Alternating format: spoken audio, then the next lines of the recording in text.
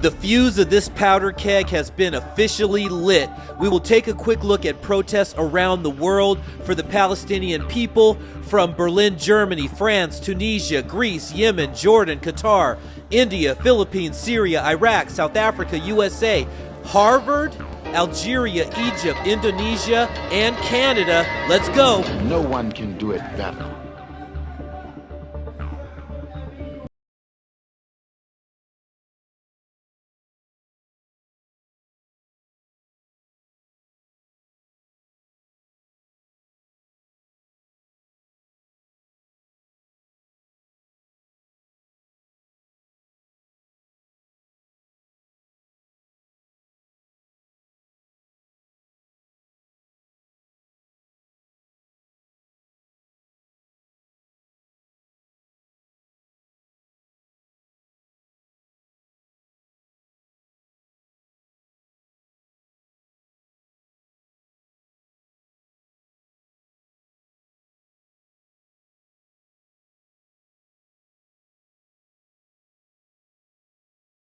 Feeling about this. Let's go around the world. The Israel-Gaza war has sent shockwaves rippling across the Middle East and far beyond. This is Yemen, itself scarred by a decade of conflict. The strength of feeling here is immense. Yemen just fired rockets at the U.S. at a battleship. In Jordan, vast crowds massed in the capital, Amman. The country's home to 3 million Palestinians. And these were the scenes in Algeria. That's a lot of people. For the first time since the Arab Spring, demonstrators in the Egyptian capital Cairo returned in large numbers to Tahrir Square, while others crowded the city's Azhar Mosque. This protest is just a microcosm of Egypt. It is a show of unity with the Palestinians. Country after country, fury, grief, indignation. What many across the Muslim world regard as the collective punishment of 2 million civilians by Israel. In the Indonesian capital Jakarta, like so many other protests, it is the United States Embassy where demonstrators gather. President Biden and his Western allies have been fiercely criticized for their unequivocal support of the Israeli government. Indonesia backed the offer of two-state solution for both Palestinians and Israel, sharing the land together for peace. But that's not a solution, because Israel is an invader.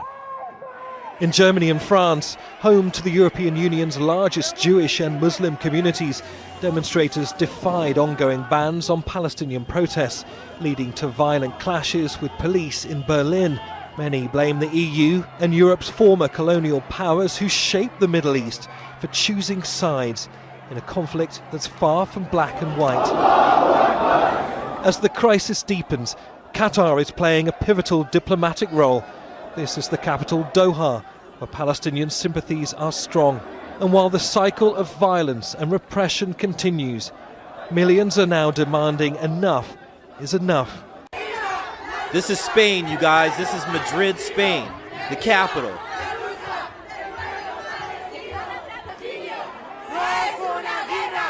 I'm telling you, the entire world is lit. The entire world sees what's happening.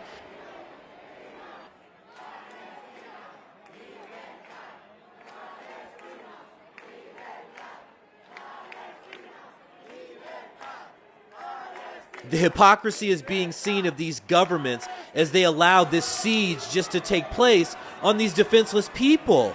And remember, like 56% of them are 18 years old and below. A lot of them are children. There's already been over 4,400 deaths, and of those, they said 2,200 are children, and also 13,500 injuries of the Palestinian people. And when you're talking about injuries, you're talking about people losing legs, losing an arm, maybe an eye, having to have surgery. And also, they're doing surgery on people without anesthesia. If it was me, I'd be like, man, just let me go. Don't even worry about it. I am not going to let you do surgery on me without any anesthesia. No way. the Palestinian people are drinking toilet water.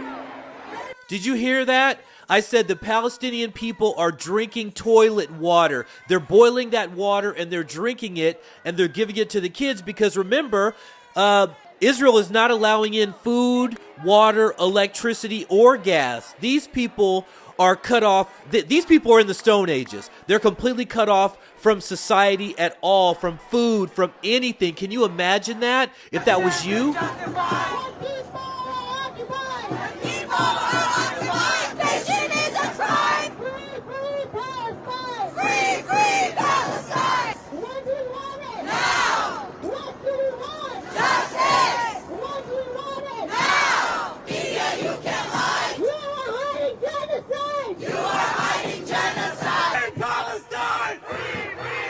Moving forward here, I mean, these people are upset. There's a lot of upset people around the world right now, and they all see this hypocrisy, and they're calling it out.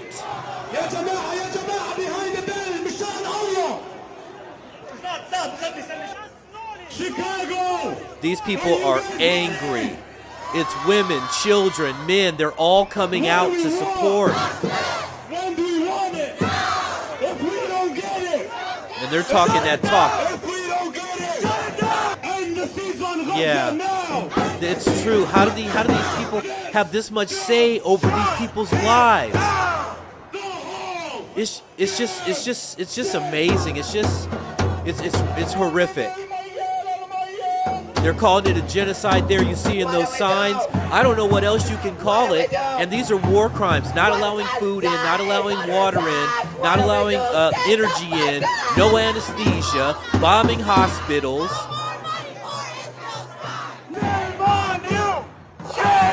Several hundred people defied a ban on pro-Palestinian rallies and took to the streets of Berlin on Wednesday evening. Jeez. According to the police, more than 60 officers were wounded by stones, flaming liquids and acts of rebellion. There is no information on injuries amongst the demonstrators.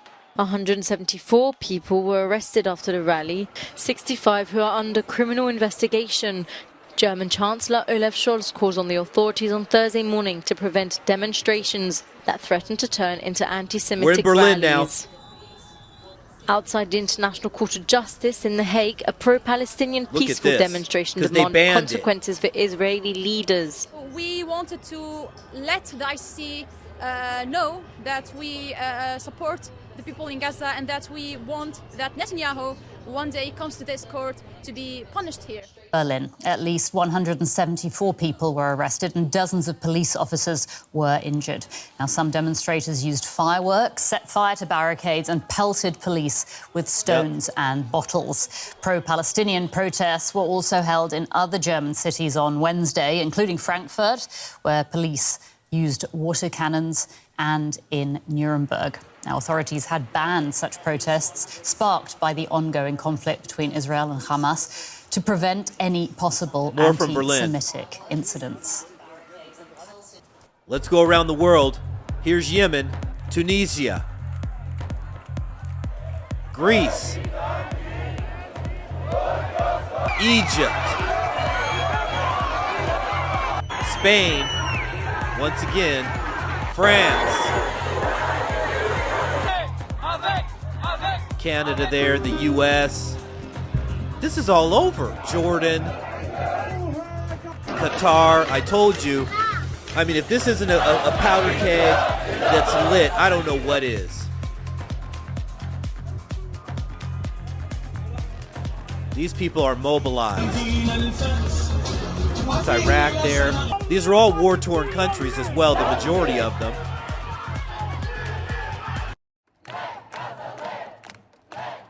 Let's take a look at Harvard. This is Harvard in the U.S., the premier institution in the world, and they're protesting. What does that tell you?